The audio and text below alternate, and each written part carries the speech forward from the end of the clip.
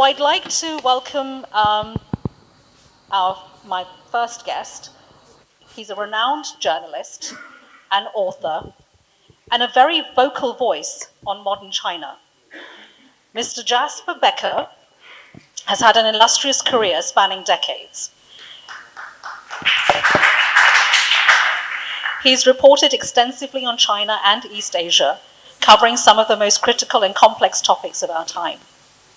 He is the author of the highly acclaimed book, Hungry Ghosts, Mao's Secret Famine, an unflinching investigation into one of the darkest chapters in China's history.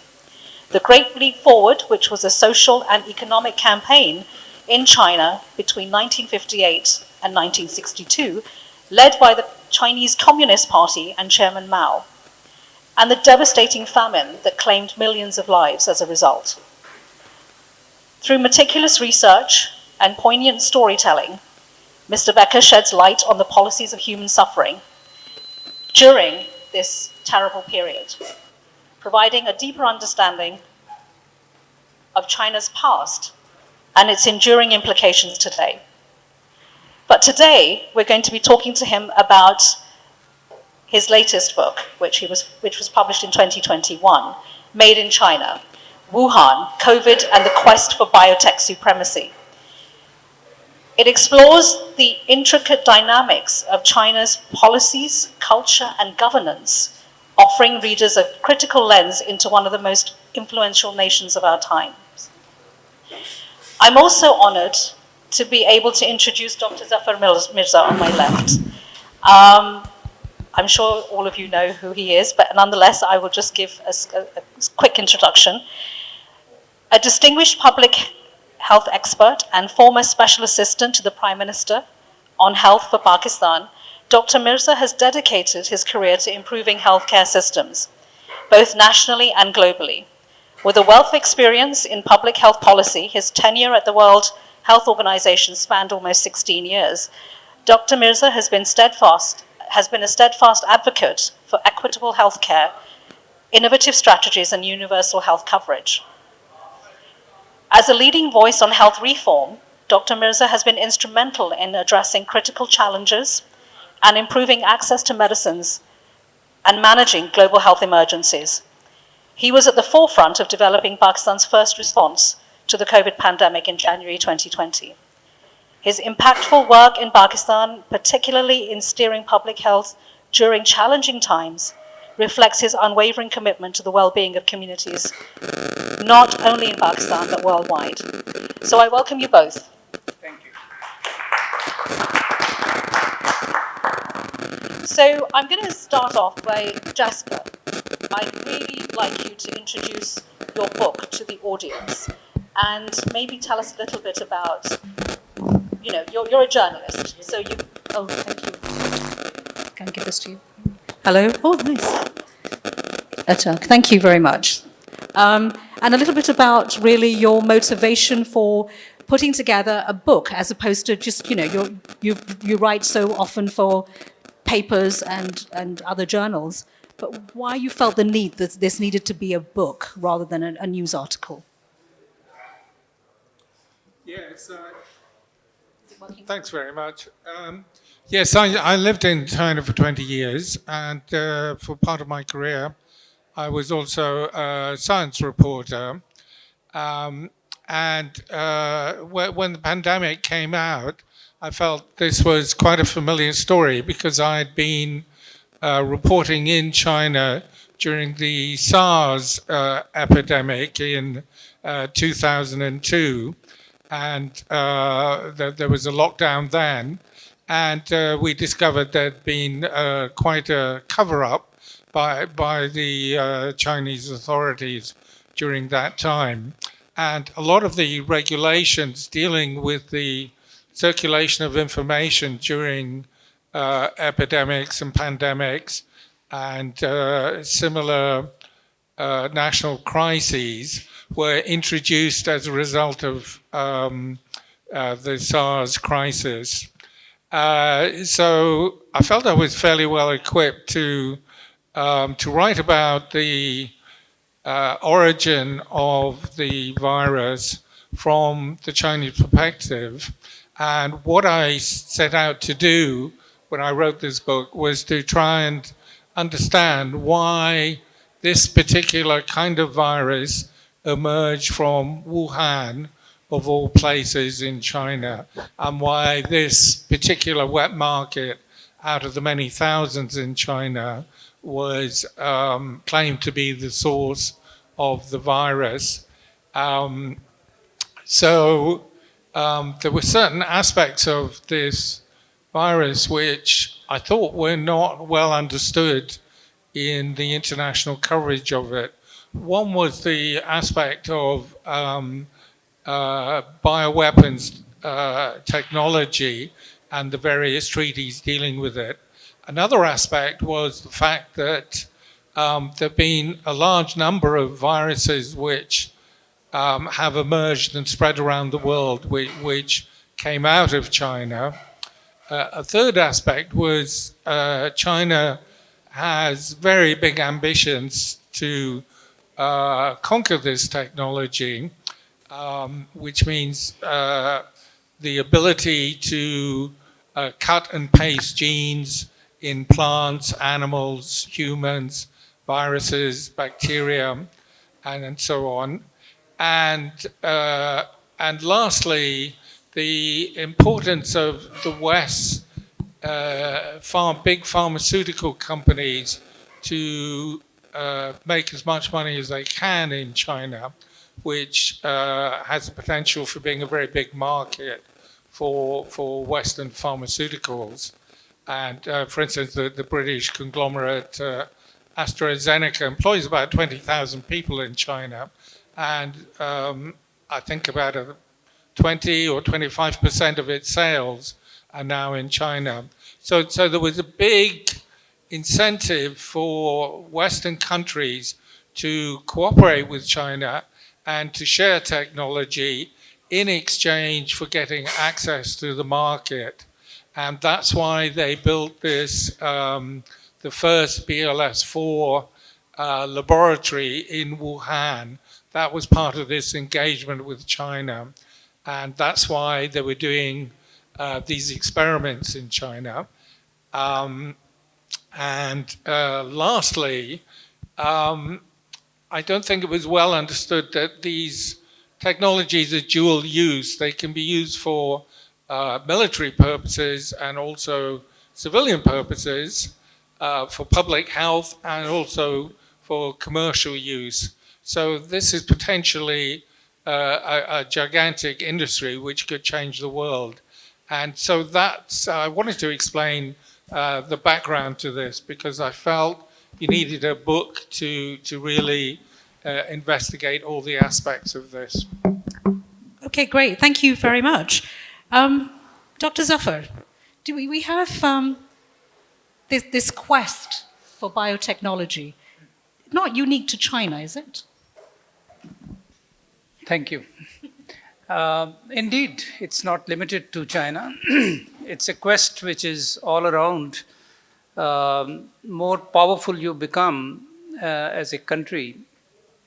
It's one of the tools which is now considered to also have a biotechnologically upper hand. And as Jasper was saying, and I totally agree with him, that it's a double-edged sword. It can be used to stop the spread of diseases and treat diseases, but at the same time, it can be also used as a weapon. And I think, if you allow me, I would also like to say a few very important things right in the outset of this discussion, because I think it is very important to frame the discussion in the right context, because it's very political. And, you know, nothing is apolitical, as we say, but first of all, I think we need to understand that there is no denying to the fact that biological weaponry is a fact of life. And it has been there during the first half of the last century, interwar period, and after the Second World War, especially, it has been on the rise. All powers that you may call them in the world, whether it is United States of America, whether it is Soviet Union of the yesteryears and Russia of today, whether it is China, whether it is Japan in its own heyday, when it had its own colonial designs, they all had been involved in using and considering biologicals as weapons. So there is no denying to the fact. So that's a larger frame within which I think the discussion about COVID-19 and any future development in this area has to be considered, number one. Number two, I think it is also very important, and I hope Jasper agrees with me, that the title of the book, when we say Made in China, gives this impression that the SARS-CoV-2, COVID-19 virus, commonly as we know it, as if it was made in China. But Jasper himself, in the prologue of the book and in the conclusion of the book, and in between prologue and the conclusion, there is a long list of chapters, and it is a full of information book, absolutely.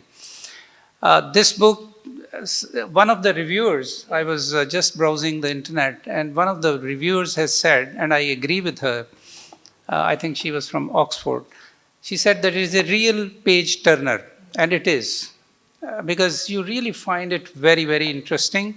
I myself, with some experience in public health and global public health, didn't know many of those facts and information that I have come across in this book.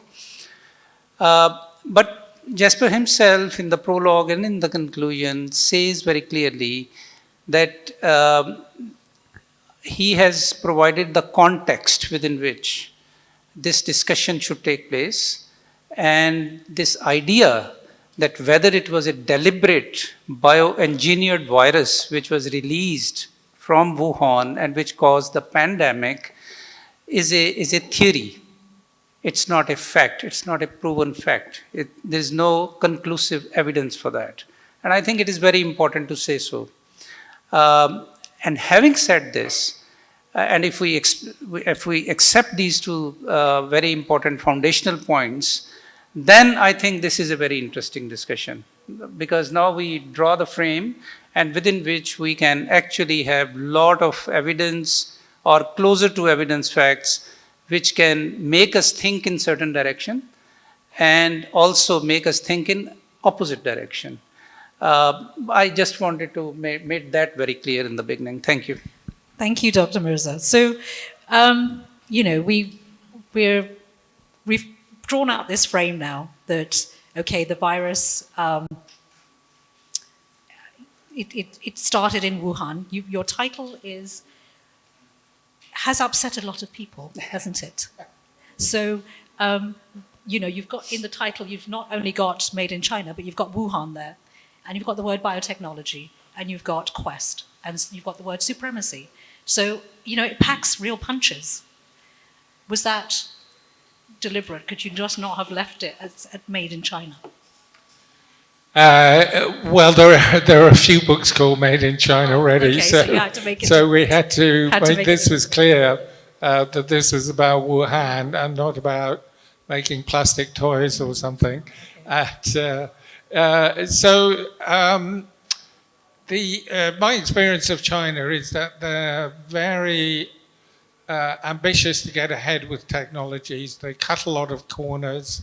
They're very heavily engaged in stealing or borrowing technology or buying technology, and they have a proven track record in this particular industry of jumping the gun, doing things in China which are illegal or frowned upon in the rest of the world. So they were the first, for instance, to use CRISPR technology on human embryos, which you're not allowed to do anywhere else. And the reason that these experiments took place in the Wuhan lab was because in America they passed regulations, I think it was in 2014, outlawing this kind of experiment because that's manipulating these coronaviruses to make them more infectious because they were thought to be dangerous. And that's why this work was sponsored and why it was done in China. And so there's a kind of clear paper trail about this. And so there's a kind of also numerous reports from the Americans and from others that the safety rules in the lab were not being rigorously enforced. And in fact, the quality of the construction of the laboratory was not up to international standards either. I think, you pointed that out in the book as well, that there were concerns about the Wuhan laboratory and the regulators and the lack of oversight that should have been there, and it wasn't there. But to be fair, I know this is where the pandemic started, and obviously the level of inquiry and scrutiny of Wuhan is going to be much more. But we've had other biohazardous outbreaks before, haven't we, from other laboratories around the world, not just, and they haven't caused pandemics, but they have caused serious disease and illnesses. Yeah, so to kind of unpick that,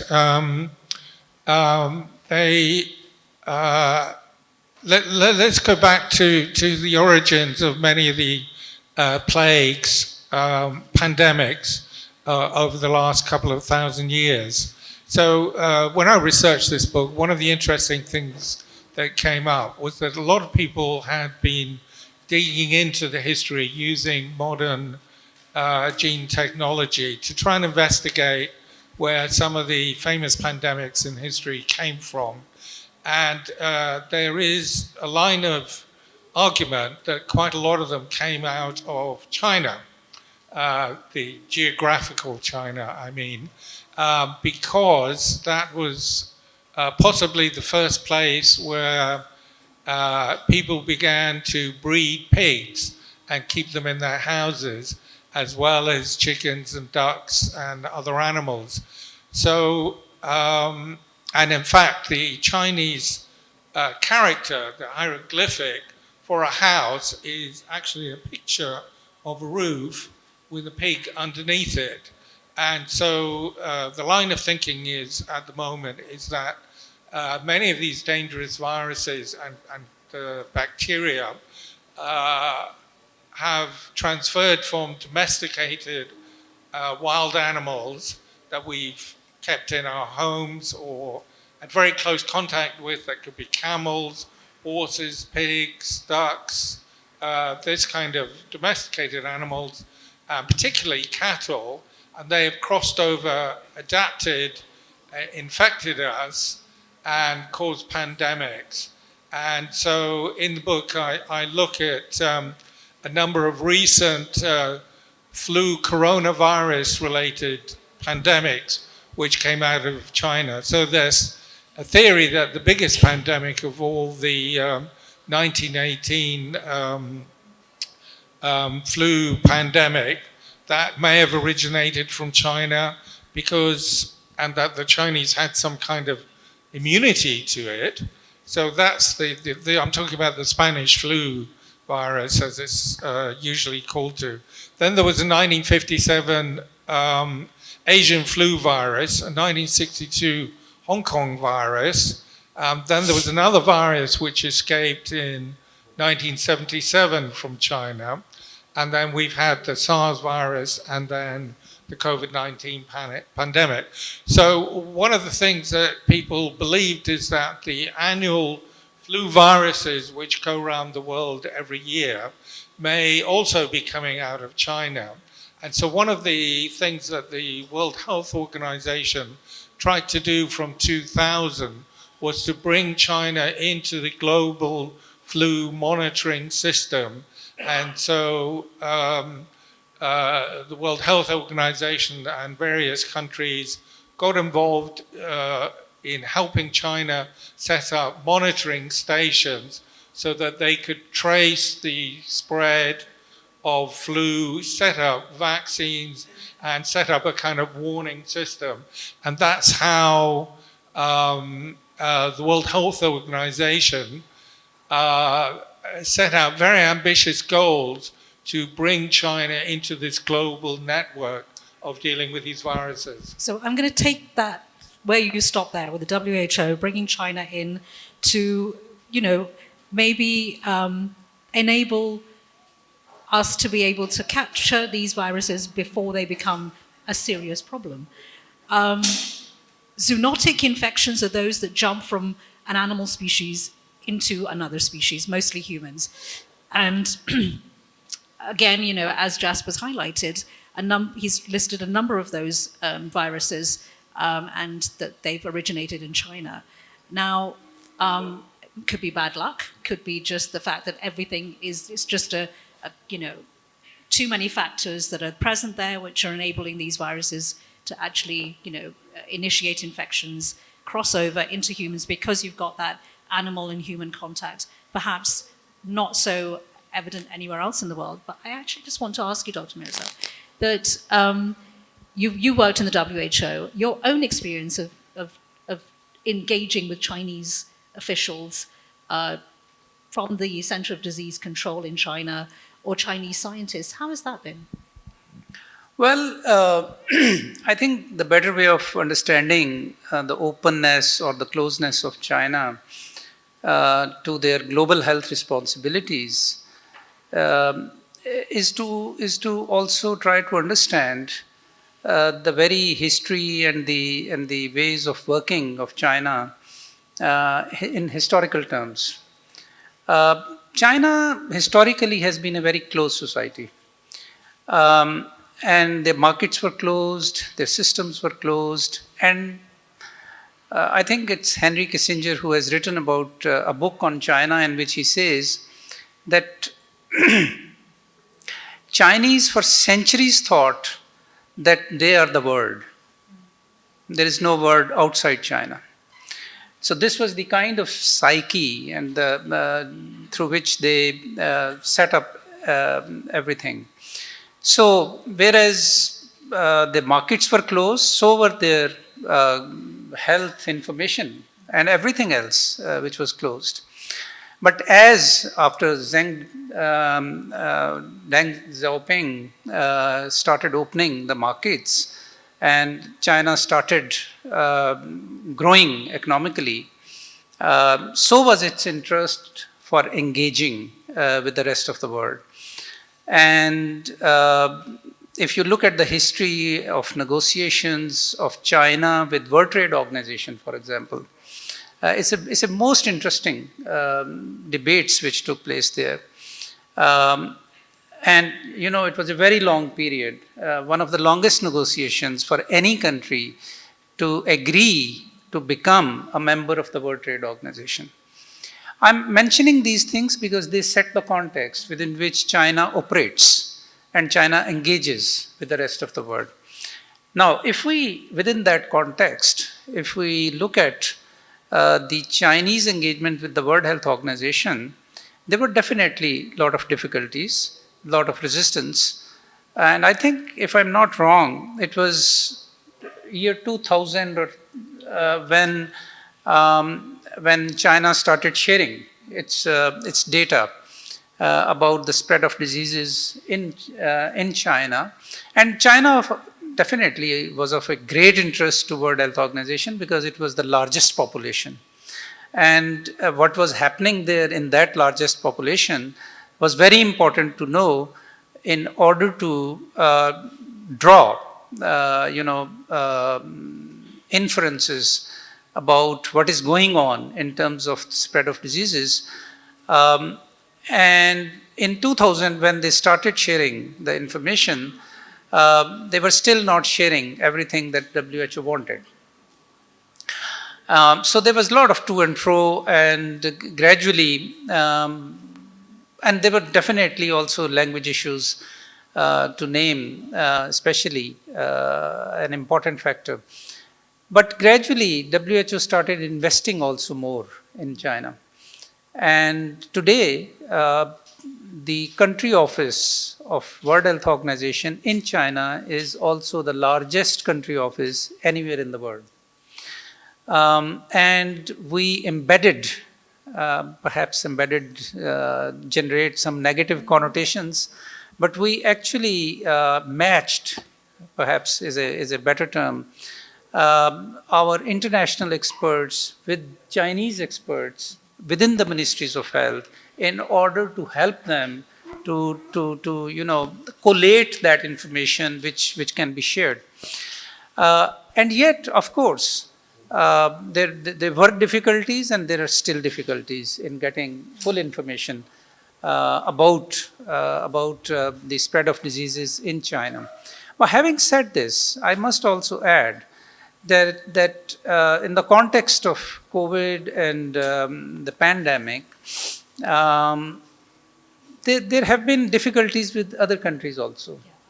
I'm glad you pointed that out, because yes. I wanted to. So can I Yes, please, continue please, with that? please, yeah. So one of the biggest problems was at that time with the second largest population in the world, and that was India. India was also not sharing the information the way we wanted. Russia was also not sharing the information the way we wanted, and this was not just because they were not interested in sharing their information, but also, going back to your earlier point, the quest for biotechnology, the data was the fuel or the raw material which will be used to develop your health technology, your vaccines, your diagnostic kits, etc., etc. So this was a mix of both, history, culture, closeness, and also at the same time their own research and development. And then, as we earlier discussed, that research and development for both purposes. Not in the case of COVID, but there is a history to it. I mean, United States of America started their biological weapon program in 1947. And I think it was President Roosevelt who started this. And they stockpiled biological weapons for good, about 25 years. I think they scrapped their program. I'm forgetting the name of I think it was Nixon in 1969. They scrapped their program in the United States of America. So it's a quest for both purposes in all powerful countries in the world historically, which has made the world very dangerous place. I think this is the worry for me, that health is not only politicized, but it's now being weaponized as well. And I think, your concern, especially as somebody who's engaged with China for so many decades, I can understand your sentiments as well. But I think one of the things that I'm hearing here is that China, and we're thinking of China as a country, but we're not looking at individuals, the Chinese people. And when we talk about governments and states, we often miss out this idea. And there's a lot of backlash. I mean, when we talk about the origins of, I'm sure everyone in this room knows somebody who died of COVID. And it's left a huge impact. It's been traumatic for so many generations now. I don't know how we're going to get through this, but it happened. And I think there's a lot of anger and there's a lot of resentment towards the Chinese people, which comes out every now and again. And I just feel that, is there a way to try and address this, Jasper? Because you've lived in that society for so many years. Do we tend, we're again grouping a state and a state's policies and a state's practice, but the consequences are there for the people to bear. Yes, I think it is very traumatic, and I don't think we need to remind people that it's still fresh and everyone's memory. Um, um, but from the Chinese perspective, the connection between the Chinese Communist Party, public health, and Cold War bioweapons is quite strong because one of the achievements of the Chinese Communist Party was to exploit its very strong organizational and powers to implement very successful public health programs which helped China eradicate many of the diseases which had plagued China for generations. And secondly, it had an experience of germ warfare during the war with Japan and the occupation of Manchuria, when the Japanese experimented on prisoners to develop a different strains and to weaponize the plague bacteria. That's the bubonic plague we're talking about. And so there's a lot of reality in this, and there's also a lot of propaganda. And that spread also to the war in Korea, where the Chinese accused the Americans of using this Japanese research to attack Chinese troops and Korean population. And so everyone in China is very aware of this. And so there's the idea that these dangerous diseases could be spread by the military or by government, and that there are secret laboratories working on these bioweapons. It's something everyone is aware of in China. And because of that, people didn't really believe a lot of the things the Chinese government was saying about this virus. And they felt they were being manipulated and that something very strange was going on. So that's one aspect. The other aspect that's worth bearing in mind is the American aspect. So they took the lead in dealing with the HIV/AIDS virus. And as you're probably aware, that eventually it was concluded that this virus somehow emerged from apes or monkeys in Central Africa, and that people were killing these animals and eating them, and therefore it spread or mutated to humans. And the Americans became convinced that there were all kinds of these unknown viruses lurking in remote areas, in jungles, or somewhere in funny places in the earth, and people were eating strange animals, and it was their responsibility to go out and hunt these unknown viruses and bring them back to a laboratory and experiment on these viruses in order to prevent another AIDS pandemic or another Spanish flu. So the American military actually funded a civilian organization called the Eco Health Alliance to go around the world looking for these viruses in strange places. And one of the ideas they had was that there were these viruses lurking in bats in the jungles of Southeast Asia. So they'd send people out there to go and find these viruses and bring them back. So they brought them back to the middle of Wuhan, a very big city, and started experimenting on these viruses, which to my mind it sounds crazy, and I generally think it was a crazy, crazy thing to do, and whatever the intentions were. And now a lot of people in America don't want to own up to their responsibility for this. And this is why we haven't been able to get the truth out of the Americans, and we haven't been able to get the truth out of the Chinese either, because nobody wants to shoulder the responsibility for this. Yeah. Thank you, Jasper. So we've got 15 minutes left. And before I ask for final comments from Dr. Zafar and from Jasper, I'm going to open up for a few questions from the audience. Okay, immediate. Goodness. Can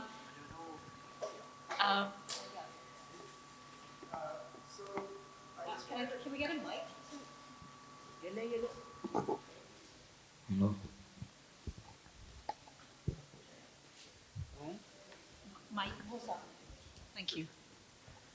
So just to get a clarification on, and I haven't had the chance to look at the book, so is the question still out there, like was it zoonotic or was it biotech, wherever it comes from? And subsequently, any thoughts on the vaccine nationalism that subsequently occurred? And the whole intellectual property rights, and then the sort of disparity. Okay, so I'm going to ask Jasper to answer the question about still the origin, and then Dr. Zafar to ask about the nationalism, vaccine nationalism. Jasper. Well, the answer is no. We don't know, and I can personally testify that it's extremely difficult to discuss this. So we've just recently had the admission of Zuckerberg that they on Facebook that they censored all discussion of this. And I can tell you that the scientists I approached in America and the UK to talk about this didn't want to talk about this, didn't want to be named because they were scared. Everyone was really very, very scared. And I don't know why actually, but maybe they were scared of losing their grants. Maybe it's as simple as that. So we're hoping to get some more information now that there's a change of government in America. So that's a possibility. And we're still awaiting to get some more clarification from China. And the reason I feel China is culpable is because they have a very efficient surveillance system of the movement of people, and I believe that they were able very quickly to identify the first cases of COVID-19 in Wuhan, and therefore they know who got it and who got it first and why they got it, and they're not admitting this. Thank you. Nationalism. So definitely it has evoked huge interest among all the countries to become self-sufficient in vaccine development and production. And it is related with also the point about the inequity which we observed during the pandemic, that latest pandemic 5 years ago. Since it was handful of countries who developed, and then there was handful of countries who were manufacturing the vaccine. So it is natural that they obviously themselves first wanted their populations to be vaccinated, and then they will share the vaccine with the rest of the countries. It is understandable, but it is not equitable. It's a huge debate in the World Health Assemblies since then. And then we have been talking about developing a new convention on pandemics, and during pandemics, how the public health goods should be distributed according to the need and not according to who produces them.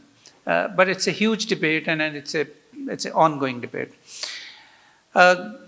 Closer to home, I think it is very important also to remind ourselves that being the 5th largest population in the world, Pakistan, we do not produce a single vaccine ourselves. Now, how we were able to vaccinate more than 90% of our eligible population during the pandemic, this can be seen as a great success. But it also, we run a huge risk in future if we do not invest in vaccine development and production. I always say vaccine development and production. And I think one other thing which needs to be mentioned before I close on this point is that World Health Organization has set up a huge program now, which is called local production and support for essential medicines and vaccines, learning from what we have learned from the pandemic. So there is a movement on this. There are countries who have better conscience and resources and continuity of policies who have started developing vaccines after the pandemic, like South Korea, Turkey, Indonesia. There are a couple of other, Malaysia, but Pakistan is nowhere still. This also has to be established. We have learned nothing from this pandemic. Thank you. Ji? Nothing here. Nothing. Should I? Yeah. So one of my projects that I led in WHO was called Public Health, Innovation and Intellectual Property. And intellectual property discussions are very, very interesting in this area. I will talk a little bit more about it in my concluding remarks, that how there is a silver lining now as far as the management of the pandemics is concerned. In future, because of the new technology for developing vaccines. And actually, intellectual property protection is not as big an issue currently as it used to be, for example, 20 years ago. I'll just stop there, but I will come back to that Thank point. you. We had another question. We'll take two more. Aapka. Zafar, you were saying that countries are not sharing their data, and we are concerned that viruses can be used to kill people.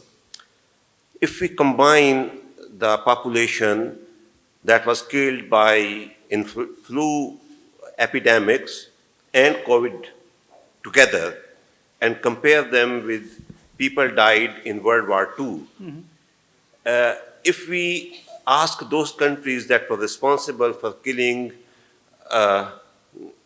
people in World War II, please share your data the way you killed these people, would they? Or now they complain that you don't share the data of viruses. This is very interesting. Thank you. Okay, that's a comment. It's more of a comment, yes. Do you have a question? Okay, yeah, just a small question.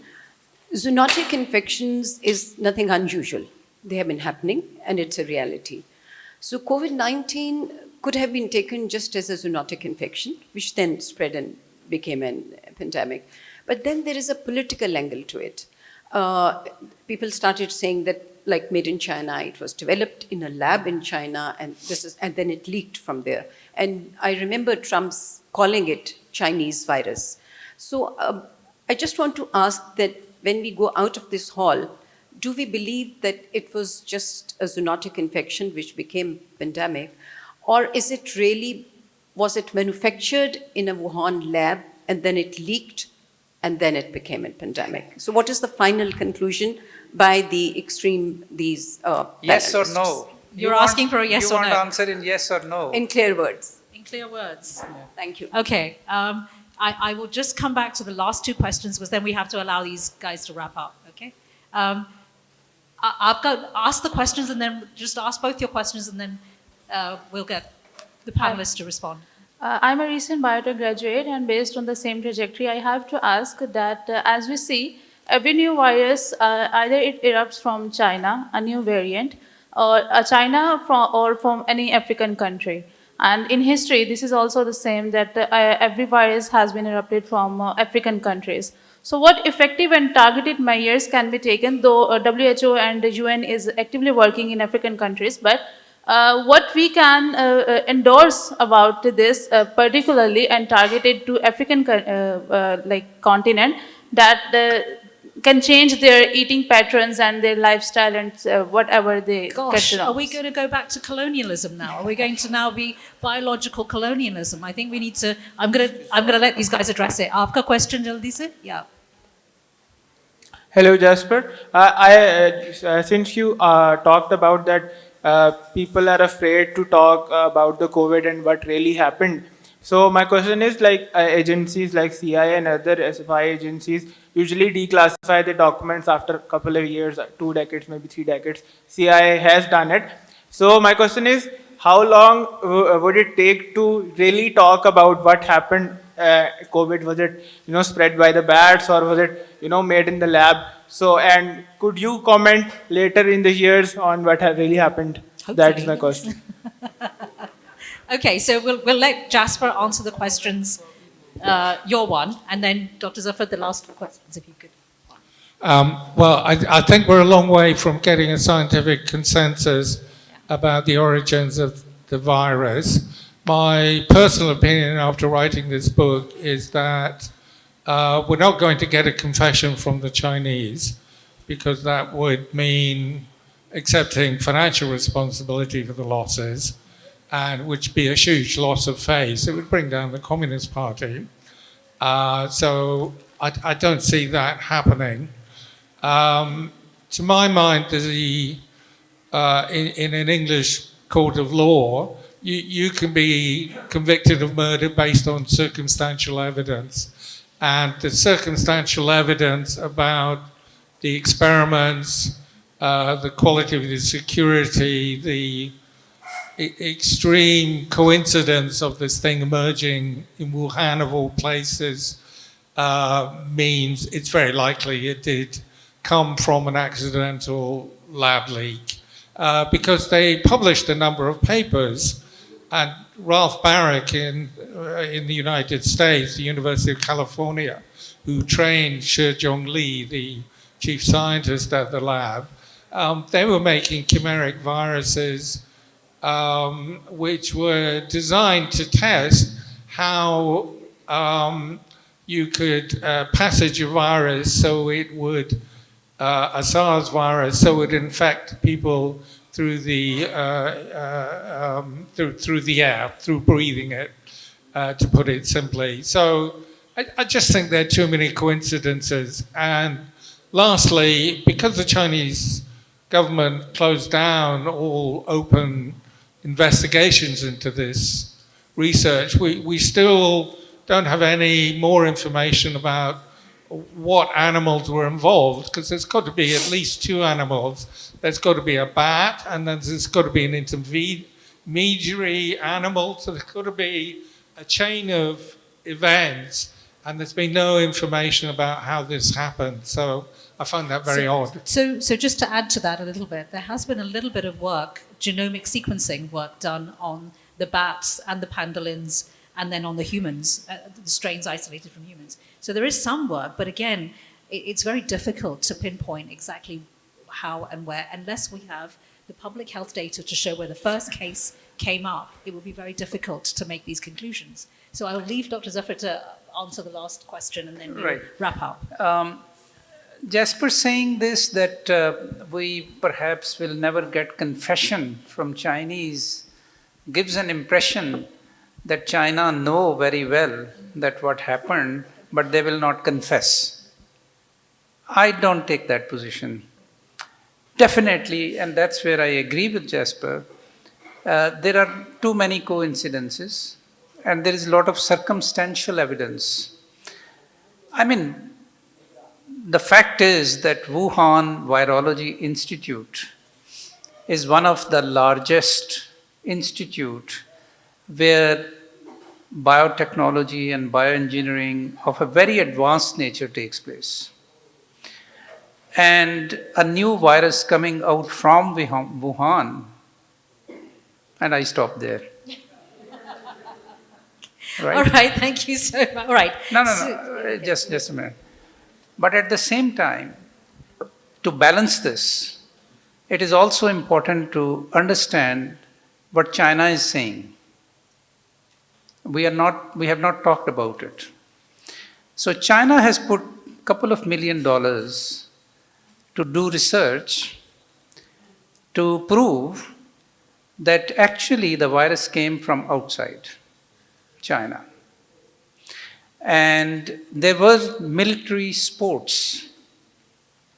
In, I think it was July or August, just few months before, in China, where thousands of, I think it was a congregation of about 10,000 military sportsmen who, from within China and from other countries, united, including United States. 300, I think it was 300 military sportsmen who also came on a chartered aeroplane to China. And when they went back, they started infecting. Or the Chinese version, sorry, it's other way around. The Chinese version is when they came back, after that, the pandemic started in China. So there are different versions of history, but I think the rational approach is to try to gather as many facts and try to analyze them, and also know that neither China will ever accept this, nor the rest of the world will ever accept this. Yeah. If you know what I mean. So when you leave this room, leave in ambiguity, please. And I think, before I ask for just a word to end this discussion, just a quick sort of summing everything up, everything that we've talked about. In ancient times, health was a subject studied by polymaths. These were scholars that were actually experts at everything, at all disciplines. They approached a complex problem because curiosity was driving their interest. Curiosity, that was their driving force. Why is this happening? How is it happening? This holistic approach laid down the foundation for many scientific discoveries and eventually shaped modern medicine. But with the evolution of biotechnology, we see a transition from curiosity-driven exploration to an industry shaped by capitalism. And really, that's kind of a concern. This shift has brought remarkable advancements. We're looking at personalized medicine, gene editing, better diagnostics, but it also raises critical questions of equity, accessibility, ethical boundaries in healthcare and global security. So with that, I'd just like to ask Jasper for his last parting words. Well, my final thought about this is that I feel the whole story of the COVID-19, its origins, the way it was dealt with, and the way the scientific community dealt with this question of the origins of the virus and how to deal with it. It's been a huge setback for the scientific community because it's shaken a lot of trust in what researchers and scientists are saying. And that's going to have a lot of consequences in the future because they effectively went to enormous lengths to stop people asking questions about the lab origin of the story. And they censored scientists who wanted to investigate that and ask questions about that. And I think the whole thing is pretty disgraceful. And we haven't heard the end of this by any means. Thank you, Jasper. Dr. Mirza. Well, my concluding thoughts will be a couple of points. First is that I think we have to recognize that we are living in a very dangerous world now. The issue of biological weapons have to be seen in the larger context of nuclear arsenal also. It is one subset of the arsenal which can destroy the world. So if we cannot deal with that, we also cannot deal with this. I think that's very important. The second point that I want to make on the positive side is that the way the world has been able to vaccinate the population of the world in COVID-19 pandemic is remarkable. And this was possible because of the new technology which is called messenger RNA technology, which has really short-circuited the development of new vaccines because of the time doesn't allow me to go into that. But what was possible to be developed between 10 to 15 years is now possible to be developed within few months. So as you get a new variant of a very dangerous biological bacteria or virus, you can actually develop, using mRNA technology, a very tailor-made and very effective vaccine within months. So which gives you also a power to actually overcome future global pandemics. The last point I want to make is that I think we will do very well, Jasper, that if in the second edition of this book, if you can put a question mark after China. Yes, yeah. Good, because good point, yes. I Good, that's nice. That yeah. would be very helpful. That will be fair. That will be fair. Because otherwise it is given that when you read the title of this book, you know what has happened. Yeah. So you don't need to even read the book. So I think it will be the very good. inquisitive mind. Thank you, gentlemen. Thank you very much. Thank you. So we couldn't let you all leave this hall without passing on one very, very important public health message. And that public health message is this: the only one effective tool against COVID, getting the infection, was this. And I'm going to show you how to wear it properly. So please give me 2 minutes before you leave the hall. So I just want to show you first how not to wear it.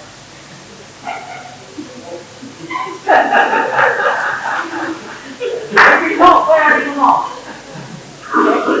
because the virus is there, the bacterial going, and virus isn't there in the The effective way to wear it is for your nose and your mouth to fix the top and to make sure that you seal this